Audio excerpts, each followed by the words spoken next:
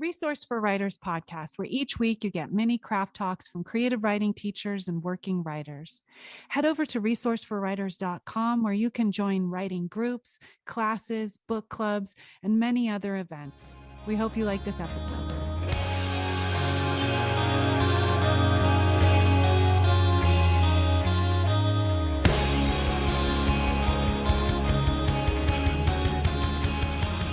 You know, I was holding the Abundance of Less book up partly because you are so in, I don't know how to say this. I know that I'm complimenting you a lot, but I'm not meaning to, Andy. I'm not meaning to compliment you this much. Is that two of your books are about the awe and reverence for people who are, about the craft. And some people are the craft of living in a certain way. Others are the craft of building things, the craft of making flower arrangements. And then also your writing in this book is so clear and so linear. And so, so I'm like, you're not just this wild fairy words splattered on a page person. You know what you're doing. And you must have taken editing feedback to do this because of what you've done. And so I think, I have been in a lot of the kind of workshops that you've talked to, that you are speaking about and against, and you push against. And I am so glad you do. I don't think that's all workshops. And I think the model is flawed. There is a major model that's flawed. My MFA, my least favorite part of it was the workshop. And it was that you bring in 5,000 words every 5 months, and then you get, 7 people just talking about it in front of you my MFA was a very kind, culturally, it was a very generous and kind MFA.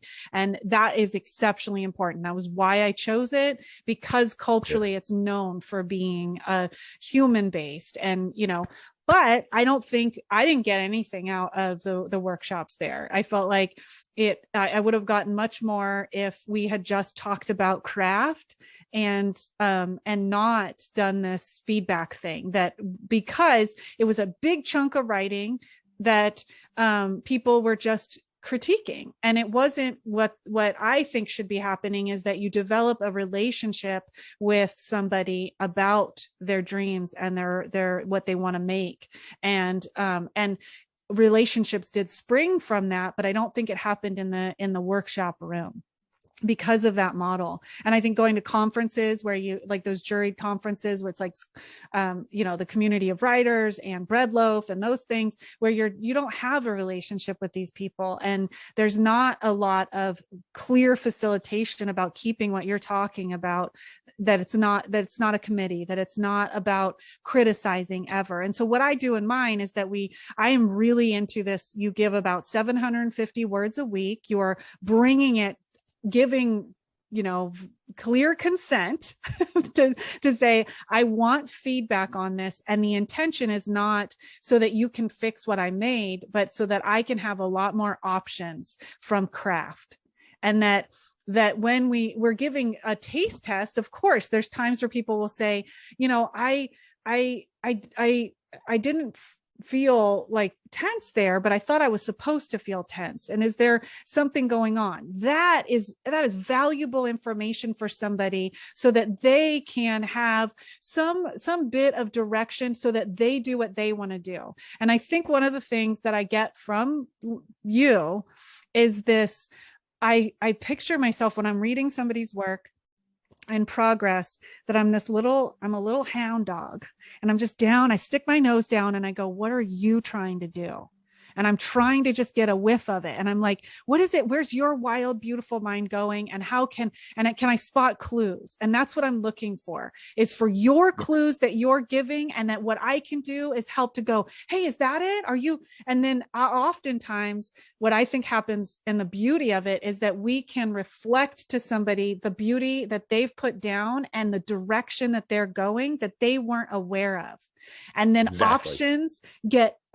options get bigger. Because what I think happens when we did an episode where I said some stuff that I'm like, ooh, this is snarky, and I normally don't get snarky, but it's Ellen talks about, I don't know if I should call her out specifically, but a lot of writing teachers know this, is that people will say, if I go learning about writing, I'm worried it's going to make my voice, it's going to take away my unique voice. And then the truth of the matter, for that I've experienced and have talked to other writing teachers, is that people with less experience practicing writing, reading writing, and engaging in some sort of study of craft in some way, just knowing your genre, knowing what you're anything. But when the less people have of that kind of work, the more they sound like each other and not like specifically themselves. And the beauty of dedicating yourself to craft and learning and feedback is that you get to become more and more like yourself. And Ellen told me, I know Ellen told me this way to check in on my writing, and I do it all at my writing teaching, is that you are not doing a good job if everyone sounds the same. You need to check yourself, and if everyone starts to sound like each other or you're not doing your job. I agree with every last thing you said. And I really do. And I love how you said it. And I'm so glad this is being recorded, because I just want to have everyone listen to what you just said. Let me just say, the first thing is the way you phrased it is so important. I'm not feeling fear here, and I think I'm supposed to be feeling fear. Like, just notice the way that was phrased. It's short, right? So then if you were reading my writing, and I'd be like, oh, you're not supposed to be feeling fear. So cool. I don't have to argue with you. I just, cool. I get this energy in my body. Like, great. Didn't want people to feel fear. They didn't feel it. I'm good. Even if, now maybe I want to think about whether I'm trying to clue people in that they're supposed to be feeling that they're supposed to be feeling fear. And then do I want to do that? Maybe that's exactly what I want to do, right? Mm-hmm. Is to like prepare people to feel fear and then have them not feel that and see what that's like, right? So a barometer I ask people is like, when you get some feedback, instead of fighting it or getting depressed, be like, does this feedback give you energy, give you possibility, give you excitement in your body, getting people to be embodied in their physicality, which is something that's, we've trained out of. So we have to get back into that, and make you excited about it. Great. Maybe that's a direction you want to go. But if you're feeling punished and you're trying to avoid things, it's probably not the direction you want to go. And on to craft. So in my master's program back in 1997, to even get into that program, you had to pass this undergraduate class called the Grammar and Rhetoric of the Sentence. And it was like, people said it was like this gateway thing. Oh, it was hard. Clause modifying verbal phrases, noun phrase appositives, other kinds of appositives, identifying type of sentence, 1, 2, 3. It was literally 10 types of sentences. There was like a quiz.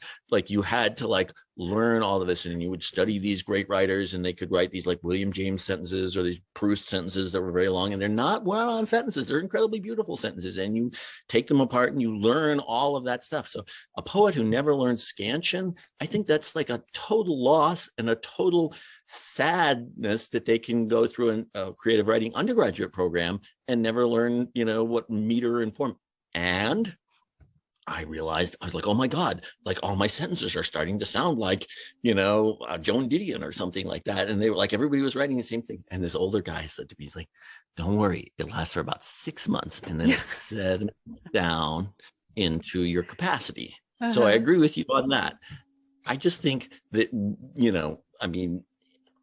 I just think, okay, so also what's missing in the way writing is being taught, right? People are like, oh, you should be reading more, classics. People say that all the time. I don't need to say that, right? So let me bring in my much esteemed older brother, who is a great poet, and he's very much of the old school. He's like, and his comment to me is like, this may be the only time this person gets feedback on their poem before they send it out. So don't like think something and not tell it to them. You have to kind of like tell them, I think this line is a cliche, and he's a hard, it's a little bit of a hard, it's just different. And I think there's people who like extreme sports or like, climbing mountains. It's not, everything doesn't have to be like comfy, but it's just, there's a whole world of I'm going to call it barbarism. It's just sort of like a macho brutality, like, learn to take it, and you can learn lots of things from people that way. But if you stop writing, it's actually, boom, it's over, right? So how do people say it? How do you learn how to respond to it? How do you learn to take more risks? Because if I've just been told that, I'm filled with, let's take something dangerous here. Like, I had a student, dangerous, just dicey, right? And he was writing about Mexicans who worked for him, right? And the way he put it was, if I were to just be like, didn't know him and didn't care about him, and I saw it in the newspaper, I'd be like, racist, right? And I think that's the way it came off. But I knew him as a kind person, and I don't think he treated his employees in his shop that way. So what I said to him is like, I'm just going to use the name Joe.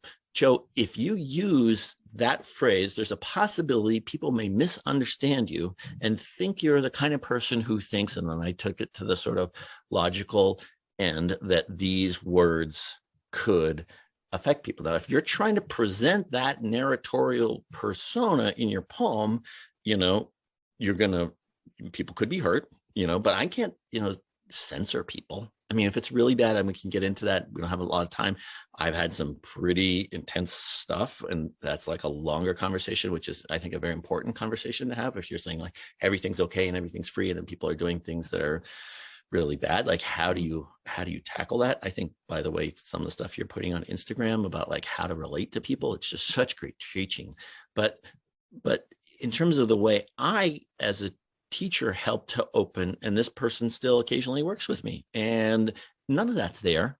I, even if I think that a person's like, I don't know, coming from a lot of money and entitled, and it kind of comes off that way, it's like, you wouldn't want people to think that you're just, coming from a lot of money and don't care, because it could be people would misunderstand. I mean, it's a little tricky for me to say it that way, that you're, that the narrator, not you personally, it has a snobby attitude towards people she thinks are less than them. Then that person, because when does the change happen? It doesn't happen the moment when you and I are talking. It happens when they go home. It happens on the bike ride or the bus ride home, or when they think about it, they're like, you know what? That's not life-giving for me. And changing people's attitudes, especially when they're not kids anymore, is really difficult. So you have to create the possibility so that they can grow into that. So it's a lot more work for the writing teacher. You could just mark it with awk or racist, right? And you got a stack of papers, right? And you got to give them a D- or an A+, and you got to get out the door. Well, that's a problem institutionally. But if you have a classes small enough time with people, and that gets back to time being really important, creating not too busy in your life, so you have that time to really open up. And that's why the classes are long. So that's a long answer to your question, but I think the way you put it was fantastic. Well, thanks. Maybe I really will get you into one of my workshops. You're invited. I would be scared though, Andy. Just to That's why you said part of me would want to. part. No, I would love it.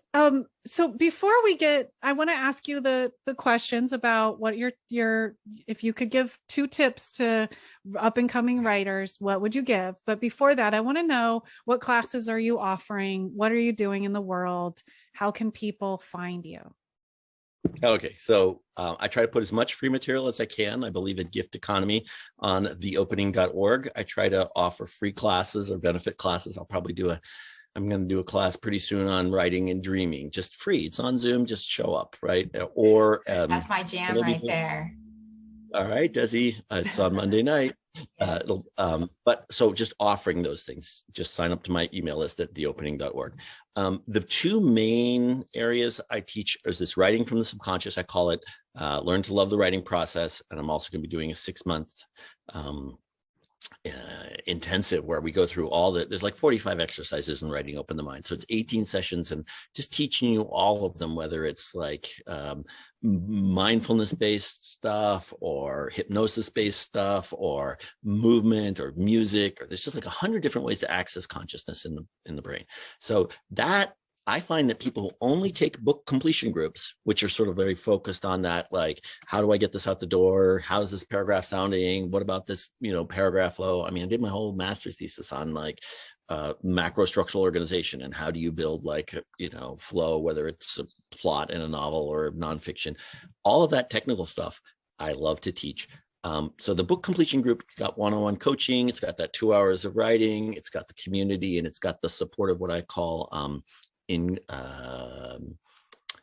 affirmative inquiry is the term. Affirmation of the person's writing and inquiry into it. It's that kind of feedback.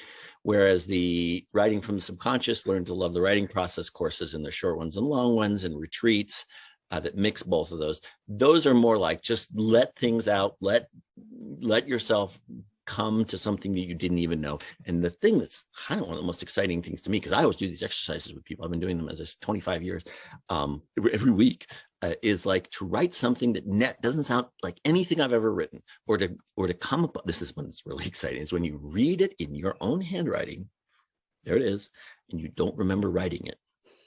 And it's not gibberish either. It's super, it's like an insight, but you hadn't planned it, which is what's happening in dreaming all the time, right? You're not like, okay, I'm going to have a dream that's going to give me more confidence today, or it's going to embarrass me, or I'm going to have sex with this person I want to have sex with.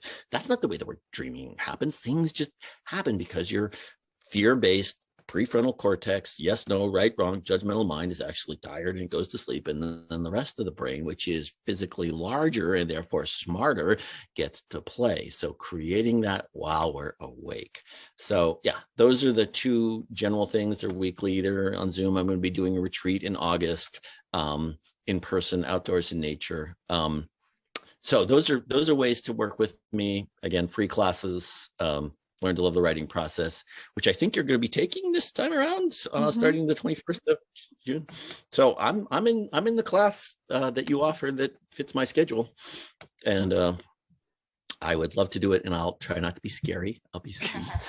I can't imagine you being scared of anything, Roxanne. Okay, 2 writing tips. Wait, we're going to keep people here. This is how I'm hooking people. So, Desi, what are you offering? People are going to wait around to hear what Desi offers writing classes. Okay. Well, right now I'm doing a book club. It's a multicultural book club for writers. It's called Beyond Borders, and we meet the first and last Monday of every month. And throughout the month, you get writing prompts and also information to just deepen your engagement with the book. So we go over like the cultural context, stuff about the author, and you can sign up for that over at resourceforwriters.com. Yeah. Can you tell me 2 or 3 of the books that you've read or want to read, just so I can have a flavor for it? Yeah, for sure. We started off with All About Love, which was amazing. And then we read The Memory Police by Yoko Ogawa. And then now we're reading.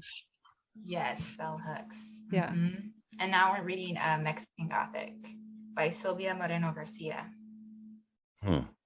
Yeah, I am in that group as well, and I love it. I feel like as a person, just having somebody else curate my book list, and especially Desi, the reason why I got Desi to do it, I was like, hey, I saw your Instagram and about like international multicultural books like better than anyone I've seen. So she's curating it for us, but then also we get historical, cultural context. She gives us all the information we need at the beginning of the book in order to engage with it, not just from our own cultural perspective.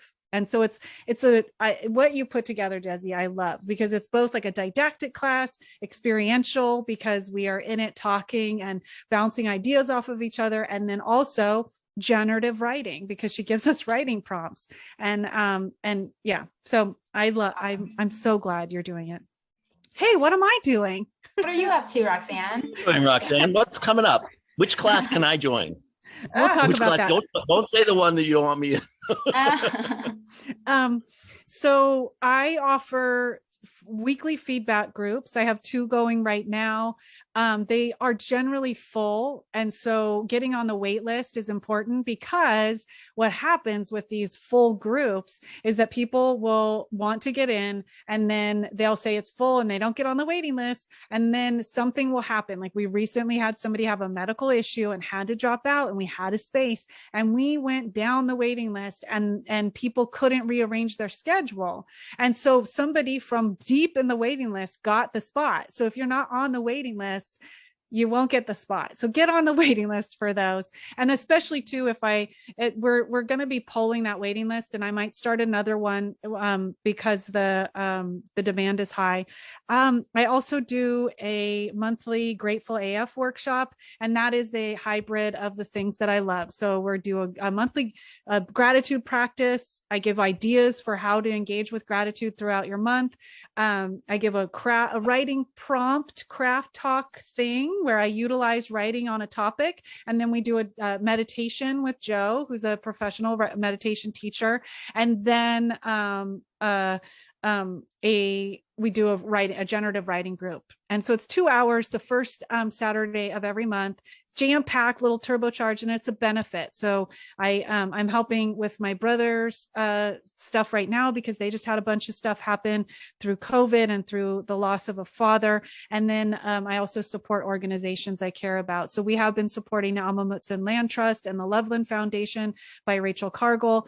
But then I think this month we'll be doing stuff towards reproductive rights. So good. And then I also do, just on the website, resourceforwriters.com, I do coaching. There's a wait list for that as well. So get on all the wait lists. I want to work with people. Okay, Andy. Time. Okay. So just one thing. Amamutsan is, if you're not from the Santa Cruz area, the indigenous community, one of the indigenous communities, and helping, they're often grouped together under Ohlone, but just to say Amamutsan several times so people can integrate that. And thank you for doing the benefits. I did a benefit recently for the Texas Planned Parenthood. I'm sure Planned Parenthood's getting a lot of money right now, but that's just really a great thing to do. And even one last thing I'm going to try to sneak in here. I remember this moment when you were taking the last book completion group with me, and we're doing our consult, and you're like, I want your life, Andy. Do you remember saying that? Yeah. Guess what? Yeah. Have your life. So when I first took my very first writing class, I was like, I want to do this. And I started taking lots of notes, and I had a great teacher and she was wonderful, but I could see that she was afraid that I would take her students, right? Like that there would not be enough for me, because I'm not, I don't have a paycheck, right? I just offer what I offer, and I live month to month on that, based on that I think it's valuable and it will keep working. But I could feel even I'll call her Jane, right? I could feel the ghost of Jane being there in that room with me for that moment. And I was just like, there is more than enough. There is enough for you in this world, and there's enough for Roxanne, and clearly everything's full. So there's more than enough, right? We need to replicate this. So not being in a fear state, not being in so that leads into the first thing, which I'm going to throw out a little bit of just a change in the language. Aspiring writer, up and coming writer. To me, I try to avoid that word just because it in itself implies hierarchy, right? as a practicing anarchist, or I like to think of myself that way, the idea that like this is a like Nobel Prize winning writer, it becomes like an Amway pyramid scheme, right? And you see this in MFA programs, and these people who have names, who are well known, it just becomes this thing where, like, as my brother said, there was a Dodge Poetry Festival, big name poetry festival. It's wonderful to go to. Definitely recommend it, every other year in New Jersey. But there was like a tent, like there was all these different stages, and there was one tent that was like the writers among us. And John said to me, it's like, what about the writers below us, right?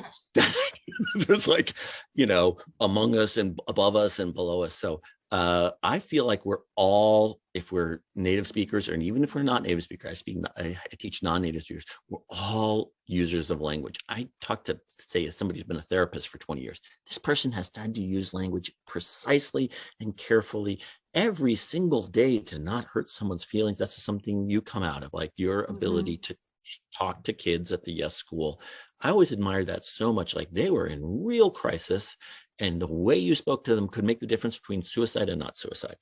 You know, the elegance and carefulness that you use with your language. So I would say that would be my first. Every time you notice this sort of hierarchy coming into your own brain, this is what I'm going to say to all writers: see if you can kind of stop it. And if you, when I'm done, you could feel free to push back. No, I didn't really mean that. But like, I get the point. Like someone who has not been thinking of themselves as a writer or been like trying to write as long as somebody else, right? You know, and I'm not going to walk up to Toni Morrison and say like, you know, you and I are the same. I get that. Okay. But if you find that happening, this contraction starts to happen. So I would say every time you start to feeling that contraction, like this, you're reading this book, oh, this book is so amazing, I could never write like that. You all of a sudden you're shutting down your possibility. So I would say that would be the first thing. And the short, super simple one, if I have like 90 seconds on an elevator and I say I'm a writing teacher, it's like, oh yeah, how can you help me with my writing? I say, get away from, not even get away from, start with the sounds, the actual clatter and slobber and ululations and openings and screechings of the physical nature of words themselves. Fetishize the words. There's actually an exercise writing open the mind called oysters in the mouth and gravel. Like just, and I call it escape the cage of say what you mean. Just be in the very texture. And that will probably help someone more than anything else, because they're constantly trying to use writing as some kind of crowbar to prove how good they are, to achieve something. Could be achieve something good, but to only have that, you're actually impoverishing yourself. It's beautiful. I love that. I love that, Andy.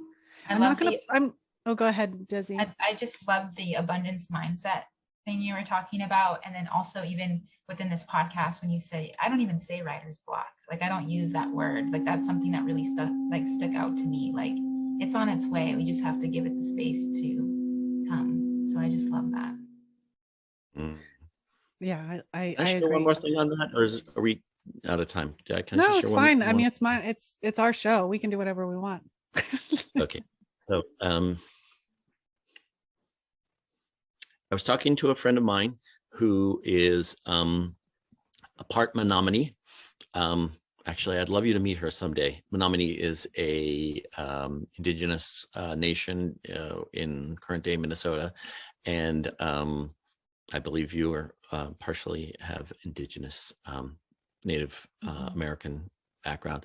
So I hope you meet her. But she was saying that when she was reading a book by an indigenous psychotherapist, and he said, we never use diagnosis bipolar, schizophrenic, because if you say this person is schizophrenic or has borderline personality disorder or something like that, we're giving it a name. And when you name something, it has a power. So if you name someone as runs fast, right? Or you name someone as honey-tongued, right? You know, and you're familiar with that kind of naming in different Native American indigenous, you're actually giving them the power to run fast. You're believing in them. They're giving that name. So in a similar way, if we give writer's block, right, it becomes a thing. By actually, that's the power of language. That's what we believe in as writers and writing teachers, that language has that power.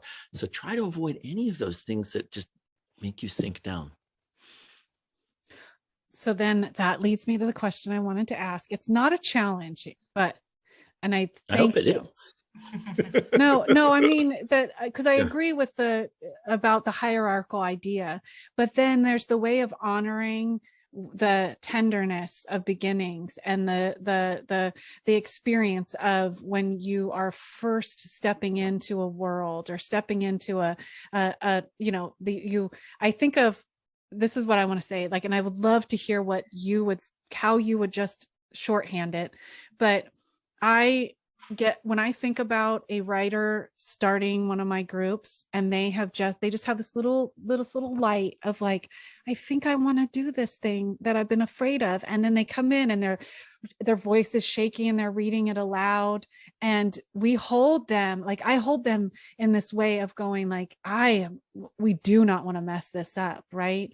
And that can happen at different times of the process of learning things and growing, but that honoring that place where we're like, oh, the tenderness and the sweetness and the how much, you know, we need when we're first starting something, the beginningness of it. Which now, I mean, if somebody talks shit to me now, after I've been doing this for so long, and I've learned with you and Ellen and Sanjeev and all these people, and I've got a community and I understand blah, blah, blah. It would be much different than when I called you and was like, I just don't want to act like a dog, but I have this, my heart's desire. And that's the thing I would love to hear. What would you say? How would you talk about that stage of writers? Even stage sounds hierarchical. So I'm trying. Yeah. Well, like everything, you know, dualisms and binaries are problems, right? Like every kind of, you know, like it's always bad to have a hierarchy or something like that. You know, I want to honor, you know, the writers that I think are just amazing, you know, and I understand the relationship of an elder or someone who's gone around the block. So not diminishing that. I would say that it's, I hope that if you ever share writing with me again, I hope you do, that I treat you with just that same level of like somebody who grows gardenias, you know, and doesn't want to bruise a single petal on that every word out of my mouth, of course, that's like an impossible ideal. And so I got to relax, you know, but that every word out of my mouth honors that same self in you, right? That, you know, maybe, you know, I mean, in some sense, to the extent, like if I'm like, oh, I am, you know, I've been teaching for blah, blah, blah years and I have this book and I won this award, right? I'm actually to some extent cauterizing my own flexibility of mind because I'm like not still in that febrile, you know, kind of, you know, alive little, you know, what's the word in those, the hairs in the lungs and the hairs, the air. It's just very, very fragile and vulnerable. Like I need to have that, right? If I'm all buttressed, right, you know, then I'm actually, you know, I'm not open to my own vulnerability and my own potential wounding. So I hope that I don't, and I think I have to carefully, you know, take that apart again. But I would say, you know, to everyone who comes in, right, to everyone who comes in, and I see, you know, I have people who have master's degrees and PhDs. I have sometimes people have 2 or 3 PhDs, and the more graduate work they've done, I find the more injured they are. So, you know, the simple way to say it is it's going to be okay. That whole hierarchy thing is actually not protecting you. As someone said, when someone comes in and says, you know, when I went to Harvard and, you know, my third agent said I should get, you know, a yacht this time. Why are they talking that way? Right? They're not coming from a place of comfort. They're coming from a place of injury. They're coming from a place of scaredness, right? And they're using it as this shield. And so I'm hoping to kind of be able to help them take that apart. And probably one of the ways is to just kind of look at everyone else as another person that they want to help, right? So that's why your gratitude practice is like looking at, you know, I think Desi may be a little younger than the two of us. Like Desi, as a younger person, be like, hey, how can I help you? How can I be of service to you? How can I be useful in such a way to you? And I think that will help break that down, is to just again and again try to nurture the soil, right? I don't grow the tomato. Yes, I can pour a bunch of chemical fertilizers on it, but it's just way better to just have great soil, give a lot of mulch, give a lot of space and emptiness, a lot of slowness, and then, you know, whatever Desi wants to write will happen naturally. Does that answer your question? I think so. Yeah. Yeah, it does. What a great conversation, Andy. Yes. It was great, wasn't it? I loved it. We should do this more. I know. We're fantastic. Awesome. We are amazing. All right. Well, okay. That's a wrap. We're going to end this now. There will be links in the show notes. You can always go to Andy's page. And also Andy's going to be doing a Basics and Beyond, the free to attend course. This will come out after the course, but it will most likely be up for sale depending on how good it is. No, I'm kidding. Good and bad. We're back to the business. No, but just go look, and there'll be all the show notes and stuff. So let's say the websites again. What's your website? Theopening.org. Mm-hmm. Theopening.org. If you want to find out about the abundance of less, it's theabundanceofless.com.